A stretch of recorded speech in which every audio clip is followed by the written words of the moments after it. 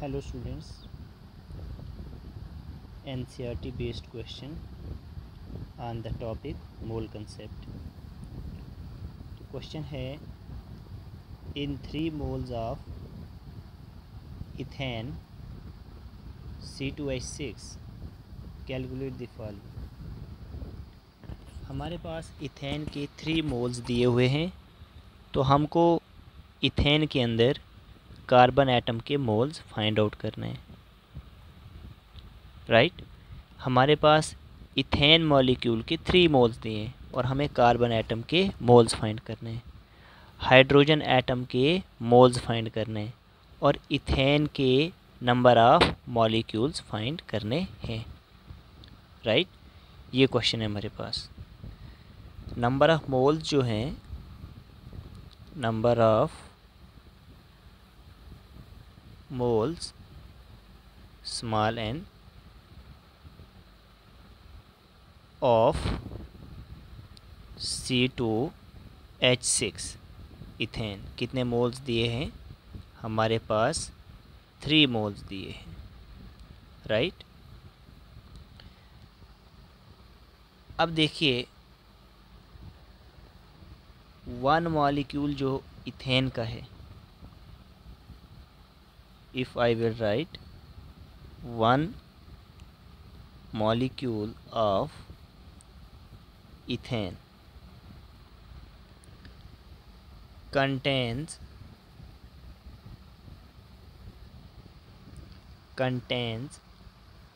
2 carbon atoms, 2 carbon atoms, ठीक है। 1 मोल जो इथेन है, 1 मोल जो इथेन है, तो इसके अंदर 2 कार्बन एटम्स हैं, right. 1 mole of ethane contain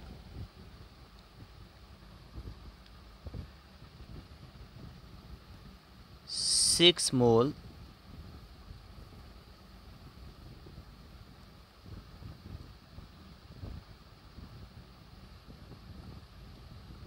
one mole of ethane C2H6 contain CONTAIN contain 6 नहीं लिखेंगे, 2 मोल्स ऑफ कार्बन एटम्स। अगर हम इन टर्म्स ऑफ मोल बात कर रहे हैं तो 1 mole of ethane contains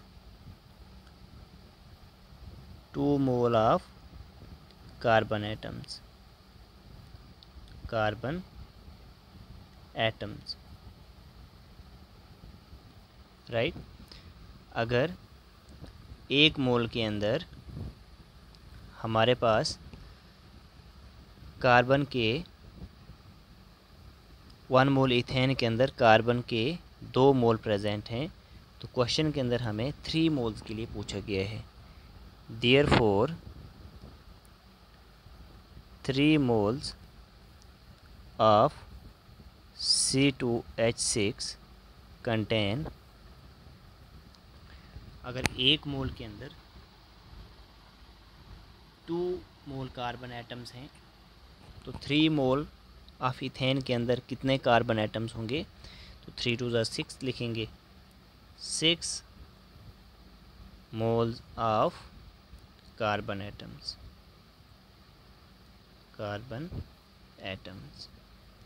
right. तो ये यूनिटरी मेथड के ज़रिए कि अगर 1 मोल के अंदर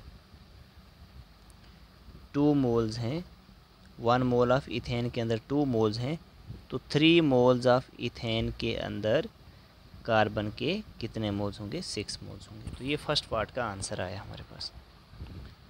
अब जो सेकंड पार्ट था कि हमने हाइड्रोजन एटम्स फाइंड करने हैं। अगर इथेन मॉलिक्यूल के 3 मोल्स दिए हैं, तो पहले C2H6 क्या है, मॉलिक्यूल है, तो मैं इस तरीके से लिख सकता हूँ 1 molecule of ethane contains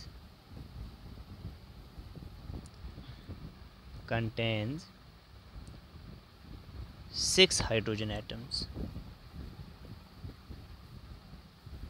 6 hydrogen atoms.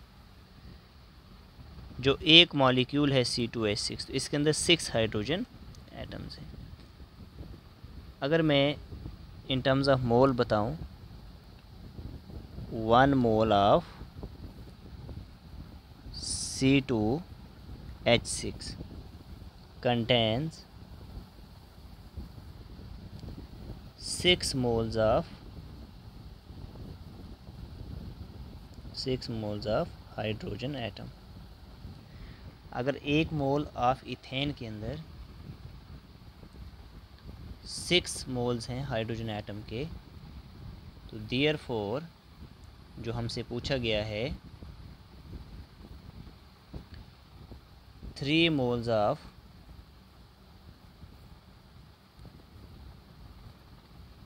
C2H6 contains, due to unitary method, इसके अंदर कितने मोल्स होंगे हाइड्रोजन एटम के, 3 मल्टीप्लाई बाई 6 हो जाएगा 18 moles of hydrogen atom, right.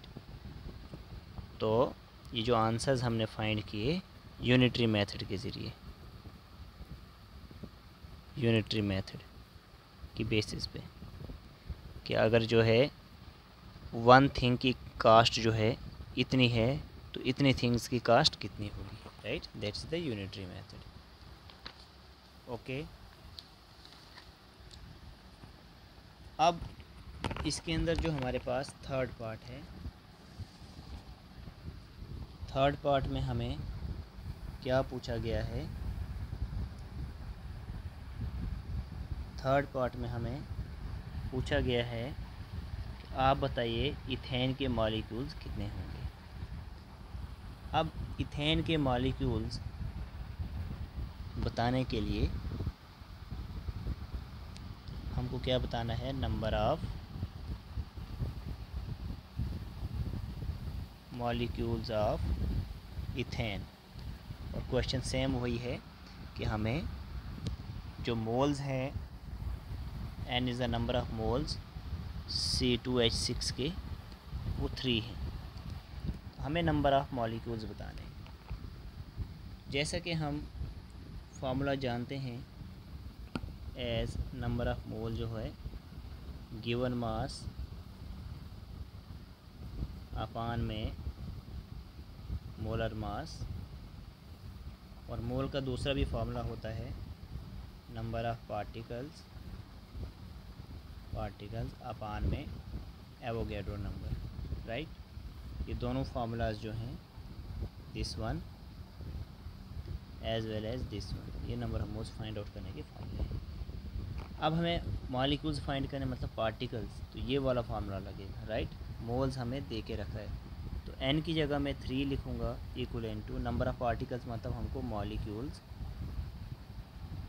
Molecules of C2H6 find करना है, डिवाइडेड बाई एवोगैड्रो नंबर की जो वैल्यू होती है दैट इज़ 6.022 इंटू 10⁻23, राइट।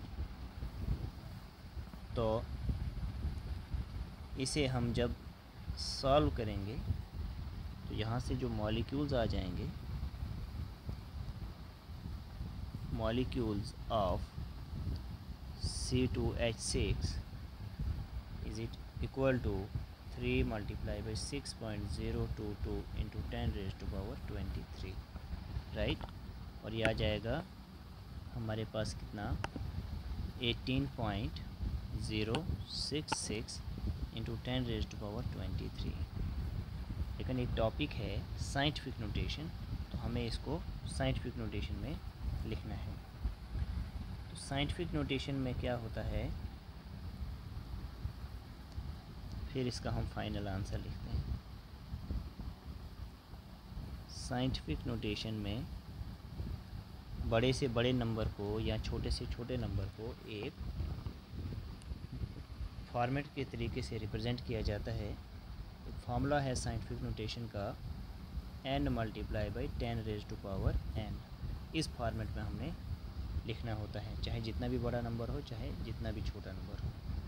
जहाँ पे ये n की जो वैल्यू है ये 1 to 9 आएगी before decimal, right, before decimal. और जो n है हमारे पास, ये जो n है, this n is the exponential factor,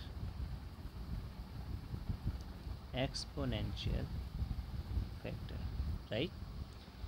जैसे हमारे पास ये है 18.066 इंटू 10 रेज़ टू पावर 23, तो हमने इस 18 को जो है 1 और 9 के बीच में लाना है, राइट।